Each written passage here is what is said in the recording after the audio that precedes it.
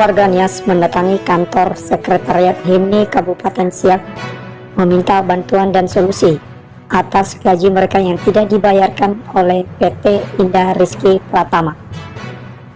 Ketua DPC HIMNI Kabupaten Siak dan pengurus mendampingi para pekerja untuk menyampaikan pengaduan ke Disnaker Kabupaten Siak.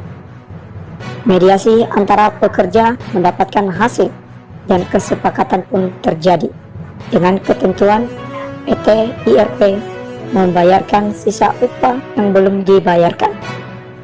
Para pekerja sangat berterima kasih kepada pihak-pihak yang telah membantu atas rampungnya proses mediasi, terlebih kepada pihak Disnaker dan DPC HIMNI Kabupaten Siak yang telah berupaya memfasilitasi mediasi kedua belah pihak.